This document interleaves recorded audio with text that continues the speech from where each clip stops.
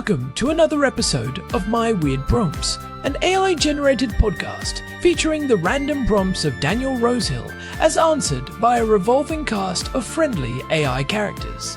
Join us for deep dives into AI, technology, and whatever other random thing Daniel finds fascinating today. Subscribe on Spotify or your favorite podcatcher. Now, today's episode. This episode was generated using artificial intelligence. Please verify facts. Hi, Herman and Corn. So the annals of scientific history are full of fantastic inventors whose inventions were not well received or even acknowledged during their lifetime. And some of the inventions that they created are things that you'd think were pretty straightforward, or which didn't have such a intriguing history. One of the great things for modern parents is the pacifier, which is great at soothing screaming children and for breastfeeding mothers provides some relief. And you wouldn't really think that the pacifier has such a colorful history as it does. I remember looking it up. The things that humans have turned to for pacifiers throughout history is actually pretty interesting. There have been some very, very strange contraptions used. And I believe in Germany at one point, there was a popular type of pacifier that had the defect that it was strapped to the infant's head, but it could fall in and choke them. So some babies died because of that. So we have come a long way in the pacifier. But there was a very interesting guy in New York called Christian Meinecke, a druggist from Manhattan, who I'm just reading from a site here, 1901, applied for a patent for a new and original design for a baby comforter. And it goes on to say that the medical community wasn't exactly jumping up and down in celebration at this device, even though it was effective. And in fact, there was a huge amount of resistance, people alleging that it was unhygienic. And this stuff is kind of really interesting because when you think about a time when physicians recommended smoking, it wasn't all that long ago in history. So I'd love to get into the history of pacifiers, but also this invention, because I think it may be one of those things we take for granted, but it is interesting in the sense that it's precedent for this idea that sometimes when people do come up with genuinely good ideas, it's very hard to dislodge scientific consensus. And in this case, it wasn't even like the doctors, from what I read, had such fantastic evidence. It was just they didn't like the idea. They thought it was kind of gross. And that created these strange social stigmas even around the use of pacifiers, that it was thought of as something unclean. The much bigger picture is that not only has that science been debunked, but later science has come to affirm the use of pacifiers as actually the opposite, healthy. And they've been linked to, I believe, this is what Hannah's research dug up, and I think she's correct, a reduction in the rate of SIDS, sudden infant death syndrome. So Herman and Corin, let's take a moment to think about the inventors in history, but specifically this invention that at their time was often received with some hostility and later came to be embraced. Let's talk about the history of the pacifier in today's episode of My Weird Prompts. Hey everyone, welcome back to My Weird Prompts. I am Corn, and I am joined as always by my brother, the man who probably has a research paper on his nightstand for every possible household object. Herman, how are we doing today? Herman Poppleberry, reporting for duty. And you are not wrong, Corn, although, to be fair, the research papers are usually on my tablet these days. Much easier to organize, and I can search for keywords like polypropylene or historical dental hygiene while I am eating my cereal. It is much more efficient. Efficiency is your middle name, Herman. Well, that and Poppleberry. So, our housemate Daniel sent us a fascinating audio prompt this morning. He was asking about something most of us probably haven't thought about since we were, well, toddlers. He wants to dig into the history of the pacifier. It is such a great topic because it is one of those things that seems so simple, right? It is just a piece of silicone or rubber that keeps a baby quiet. But the social and medical history behind it is absolutely wild. It was a point of massive controversy for decades. We are talking about a device that was once blamed for everything from moral decay to facial deformities. Yeah. Daniel specifically mentioned Christian Meinecke, spelled Meinecke, the Manhattan druggist who patented a design in 1901, and he asked about the resistance from the medical community. I mean, it is hard to imagine a doctor today getting angry about a pacifier, but apparently, back in the early 20th century, it was a different story. It was practically a war. Oh, they were livid, Corn. We are talking about a full-on moral and medical crusade against the pacifier. But before we get to Meinecke and the 1900s, we should probably set the stage for what parents were doing before that. Because humans have been trying to soothe crying babies since the dawn of time, and the methods they used were, well, let us just say they were creative, if not a bit terrifying. Right, because the instinct to suck is one of the most basic human reflexes. It is not just about hunger. It is about self-regulation. It is how infants process the overwhelming world around them. So, what did the prehistoric pacifier look like? I am picturing a very smooth rock, or maybe a piece of wood. You are not far off. Archaeological digs have found clay objects from as far back as 3,000 years ago, specifically in places like Cyprus and Italy that look like small animals, like pigs or frogs, with a hole where you could put honey or sugar. These were essentially the first soothers. They were small enough for a baby to hold and suck on. A clay pig filled with honey. That sounds like a recipe for a very sticky baby, and a lot of broken pottery. Exactly. And for the wealthy in the 17th and 18th centuries, they had what were called corals. These were pieces of polished red coral, often set in silver or gold handles, sometimes with little bells attached. The coral was hard and cool, which was great for teething, and the bells were supposed to ward off evil spirits. It was a high-status item. If you saw a baby with a silver-mounted coral, you knew that family had money. So the pacifier has always been a bit of a status symbol. That is interesting. But what about everyone else?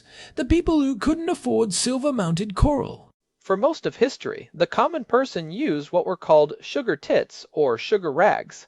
And yes, the name is exactly as crude as it sounds. It really is. I feel like I need to apologize to our listeners just for saying it. It was a very descriptive era. Basically, you would take a small piece of linen or old rag, put a lump of sugar or a piece of bread soaked in honey or even animal fat inside it, tie it off with a string, and let the baby suck on it. Sometimes, if the baby was really fussy or teething, they would dip the whole thing in brandy, gin, or laudanum. Laudanum? As in liquid opium? Wow. So, 19th century parenting was essentially just mild sedation. Here you go, tiny human. Have some sugar and some narcotics. In many cases, yes. There was a very popular product called Godfrey's Cordial, which was also known as Mother's Friend. It was a mixture of opium, molasses, and water. It was incredibly dangerous, obviously. Not just because of the risk of overdose or addiction, but because those rags were rarely washed. They were breeding grounds for bacteria, and they were often reused until they were literally falling apart. Which makes sense why the medical community started to get nervous. If you are a doctor in the late 1800s and you see a baby sucking on a piece of old, sugary cloth that has been sitting on a dusty floor and is covered in flies, you are going to have concerns. It is a miracle anyone survived infancy back then. It really is. And that is the environment Christian Meinecke was looking at in 1901. He was a druggist in Manhattan, and he saw a gap in the market. There were teething rings made of bone or ivory or even lead, which is terrifying to think about now. But there wasn't a dedicated, mass-produced soothing device that was easy to clean. He patented what he called a baby comforter. I like that name much better than the rag alternative. It sounds much more professional. The Meinecke Baby Comforter. Definitely a branding upgrade. His design, patent number 671,300, was the first to really look like the modern pacifier. It had a soft rubber nipple attached to a hard shield. The shield was the key innovation because it prevented the baby from swallowing or choking on the nipple. It was marketed as a hygienic alternative to the old rags. He even used a specific type of rubber that was supposed to be pure. So, you would think the medical community would be happy about this, right? It is a manufactured, presumably cleaner version of what people were already doing. It solves the choking hazard and the old rag problem. But Daniel mentioned there was actually a huge amount of resistance. Why was that? Why did they hate the comforter? It was a perfect storm of medical theory, classism, and a very specific, very rigid philosophy of child-rearing. First, you have to remember that germ theory was still relatively new. Doctors were becoming obsessed with hygiene, which was a good thing, but they applied it very rigidly. They called the pacifier a germ trap. They argued that because it was constantly in and out of the baby's mouth and falling on the floor, it was a primary vector for disease, specifically summer diarrhea, which was a leading cause of infant mortality at the time. I mean, they weren't entirely wrong about the floor bath. Even today, the 5-second rule is a bit of a gamble with the pacifier. I have seen parents do the quick lick to clean it, which I assume doctors back then would have hated even more.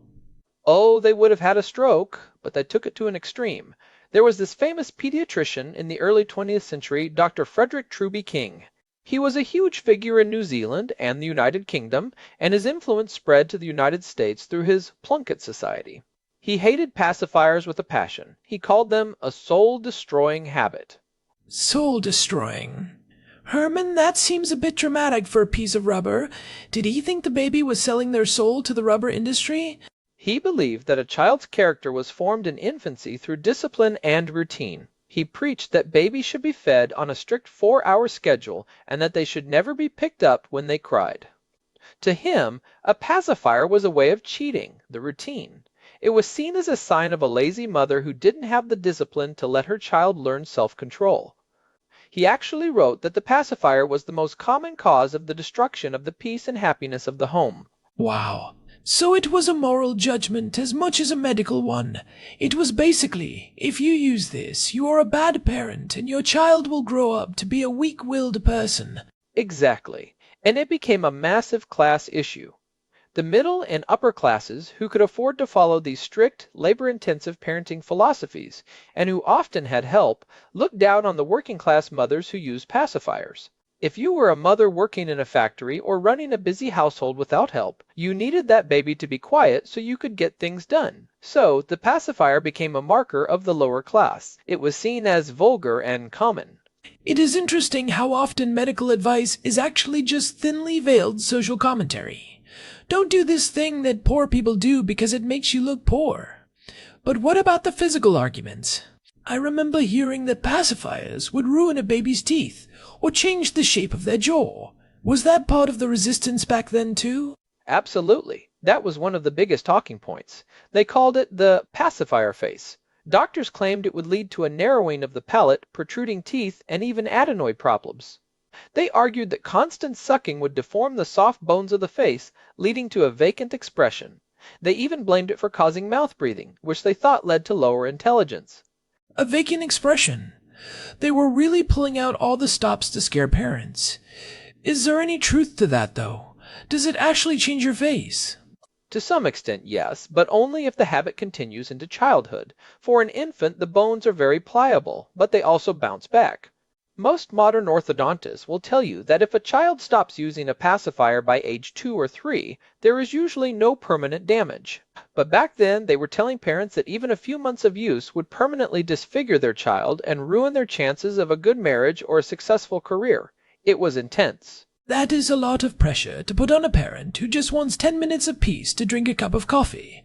So, how did we get from soul-destroying germ traps to the modern day where they are handed out in hospitals? What changed the narrative? Was there some kind of big pacifier lobby? It was a gradual shift that started around the 1940s and 50s. A few things happened. First, the material science improved. We moved from natural rubber, which could have impurities, a strong sulfur smell, and was prone to rotting, to high-quality latex, and eventually medical-grade silicone. This made them much easier to sterilize and much safer for the baby. And I imagine the parenting philosophy shifted too. We moved away from the let them cry it out or they will become a criminal approach. Right. After World War II, you have the rise of people like Dr. Benjamin Spock. His book, The Common Sense Book of Baby and Child Care, published in 1946, was a revolution. He moved away from the rigid, disciplinary style of Truby King and toward a more responsive, child-centered approach. He argued that if a baby has a strong sucking instinct, it is better to satisfy it with a pacifier than to let them become distressed or start sucking their thumb. Oh, that is a good point. A pacifier is something a parent can eventually take away. You can't really take away a thumb unless you are very committed to some very questionable parenting techniques. Precisely. That was a huge realization for the medical community. Thumb sucking is a much harder habit to break and can cause more significant dental issues, what they call malocclusion, because the thumb is harder and more rigid than a pacifier nipple. So suddenly, the pacifier was the lesser of two evils. It was a tool for management rather than a sign of moral failure. But the real game changer, the thing Daniel mentioned in his prompt, was the link to SIDS, or Sudden Infant Death Syndrome. That seems like a much more recent development. How did we go from this might kill your baby with germs to this might save your baby's life? It is one of the most fascinating turnarounds in medical history. The research really started to solidify in the late 1990s and early 2000s. Several large-scale studies, including a major one published in the British Medical Journal, found a significant correlation between pacifier use during sleep and a reduced risk of SIDS. Do we know why? What is the mechanism there? Is it just that they can't roll over on their face if they have a piece of plastic sticking out? There are a few theories. One is purely mechanical. Having a pacifier in the mouth helps keep the airway open. It prevents the tongue from falling back and obstructing breathing. Another theory is about the depth of sleep. Babies who use pacifiers tend to sleep a bit more lightly. They don't fall into that incredibly deep, unresponsive sleep where they might stop breathing and not be able to rouse themselves. It keeps the brain just active enough to maintain the respiratory drive. That is fascinating. So the very thing the old doctors hated, the fact that it kept the baby stimulated and cheated, the deep sleep routine is actually what makes it life-saving. Exactly. It also encourages the development of the pathways in the brain that control the upper airway. It is essentially a form of neurological exercise for the breathing muscles. In 2005, the American Academy of Pediatrics officially changed its recommendation and began suggesting that parents offer a pacifier at nap time and bedtime for the first year of life. It was a complete 180-degree turn. From being a germ trap that destroys the soul to a recommended medical device for preventing infant death. That is a wild arc for Christian Meinecke's little invention. Speaking of Meinecke, did he actually make a lot of money from this, or was he buried by the medical opposition? He actually did quite well. Despite the doctor's protests, parents loved the product. It was cheap, it worked, and it was a lot better than the homemade alternatives. By the 1920s, pacifiers were being sold in drugstores across the country. Meinecke's design was the foundation for companies like Binky, which became a household name, and eventually the more modern ergonomic designs we see today. It is funny how the market often moves faster than the experts. Parents knew it was helpful long before the doctors were willing to admit it. They were the ones in the trenches at 3 a.m. That is a recurring theme in the history of medicine, corn, especially when it comes to childcare. Parents are on the front lines, and they are looking for practical solutions to immediate problems. The experts are often looking through the lens of their own cultural biases or theoretical frameworks that don't always survive contact with a screaming infant. You mentioned ergonomic designs. I'm curious about the difference between a standard nipple and those flat, orthodontic ones. Was that a big leap forward or just more marketing? It was a significant leap. That happened in the 1950s. Two German doctors, Wilhelm Balters and Adolf Müller, realized that standard round nipples didn't actually mimic the shape of a mother's breast during breastfeeding. When a baby latches, the nipple is flattened against the palate. Oh, interesting. So the round ones are actually less natural than the flat ones. Exactly. So they developed the NUK brand, which stands for Natuurlijk und Kiefergerecht, which basically means natural and orthodontic. The flat bottom and rounded top are designed to allow the tongue to move naturally and to put less pressure on the developing jaw. That was the first time the medical community really got involved in the design process to address those dental concerns we talked about earlier. It was a move toward making the pacifier a precision medical tool. So, we have gone from sugar rags to rubber shields to scientifically designed orthodontic tools. It is a pretty impressive evolution for such a small object. What is next? Are we going to have AI-powered pacifiers? We are already there, Corn. It is February of 2026, and smart pacifiers are becoming more common in clinical settings. There are devices now that can monitor a baby's temperature, their oxygen saturation, and even check their electrolyte levels through their saliva. Wait, really? A pacifier that does blood work? Essentially, yes. They are mostly used in neonatal intensive care units, the NICU right now. It helps doctors monitor the health of premature babies without having to constantly draw blood or disturb them with sensors. There is even research into using pacifiers to help train premature babies how to suck and swallow, which is a vital skill they need before they can go home. It is called the NTOSS system, Non-Nutritive Suck Assessment and Training. That is incredible. It is a long way from a Manhattan druggist in 1901.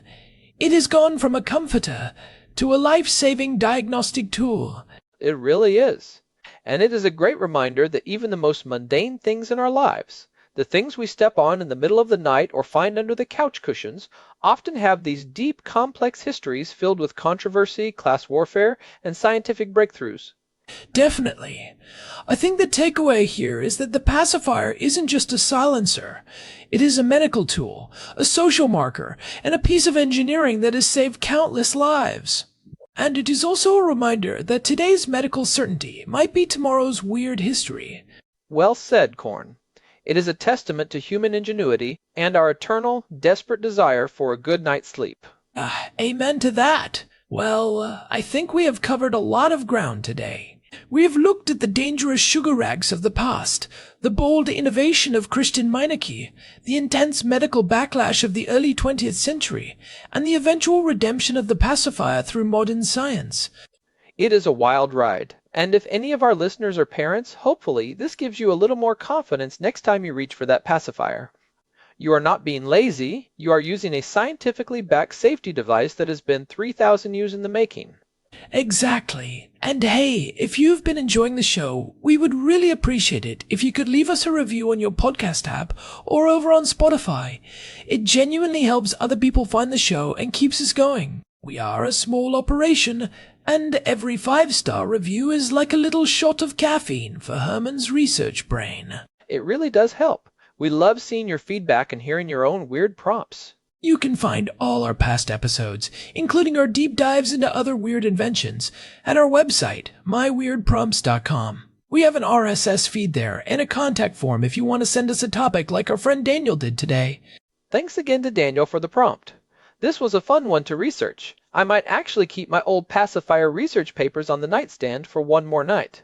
Just don't try to use one, Herman. I think you are a few decades past the age limit. This has been My Weird Prompts. I am Korn. And I am Herman Poppleberry. We will see you next time. Until then, stay curious. So, Herman, I have to ask, do you remember having a pacifier? Or were you one of those babies who just read the encyclopedia instead? I feel like you were born with a pair of glasses and a very small fountain pen. Very funny. Actually, my mother tells me I was a thumbsucker. I was very committed to it. I apparently had a very specific technique that involved my index finger as well. It was quite a complex operation. So you were the rebel, fighting against the orthodontic establishment from day one. You were a Truby King nightmare. Apparently so. I think I just liked having a built-in soothing mechanism. No assembly required, and I couldn't drop it on the floor. It was the most efficient option available to me at the time. That makes sense. I think I had one of those classic yellow rubber ones. I have seen pictures. I looked like I was trying to win a bubblegum blowing contest. I had a very round face, so the pacifier face warning would have really scared my parents.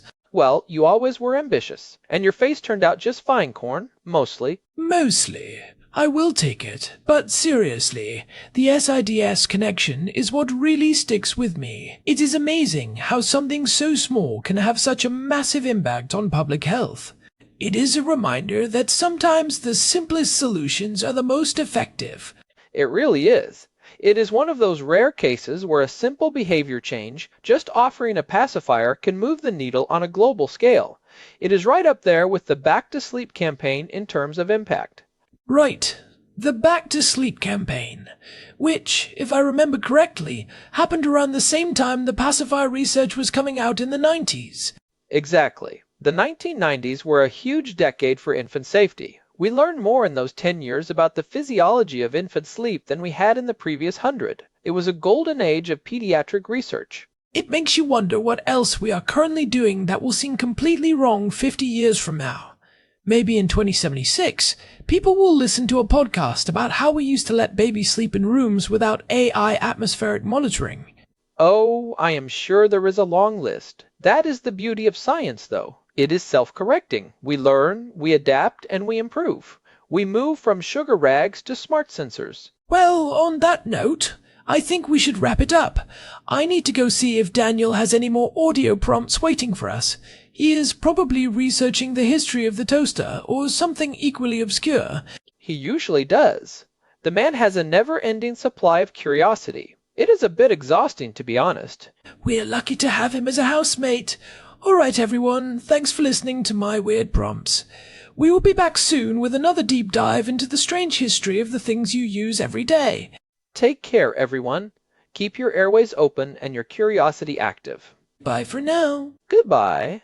You know, Herman, I was just thinking about the classism aspect again. It is wild how long that stigma lasted. I remember seeing old movies from the 50s where only the tough kids, or the kids from the wrong side of the tracks, had pacifiers. Oh, absolutely. It was a very effective way of signaling status in media. If your baby was quiet without a pacifier, it meant you were a better parent with a better child. It is the same kind of shaming we see today with things like screen time or certain types of plastic toys. The targets change, but the social hierarchy remains.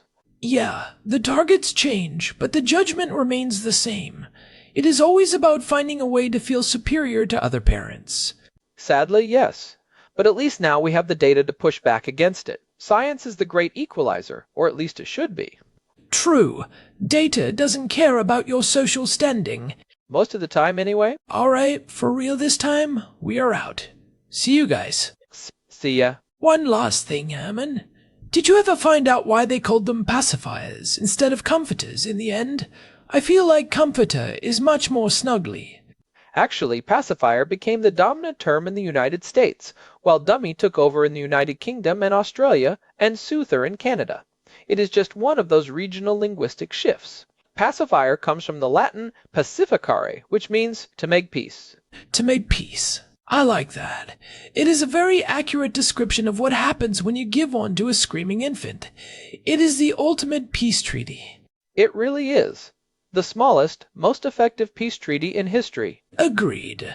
Okay, now we are definitely done. Agreed. Thanks for listening to My Weird Prompts.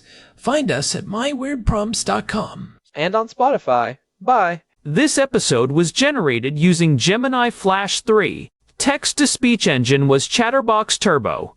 Thanks for listening to another episode of My Weird Prompts, an AI-generated podcast featuring Daniel Rosehill's AI prompts, as answered by a revolving cast of friendly AI characters including me, Cornelius the Sloth. Subscribe on Spotify or visit myweirdprompts.com.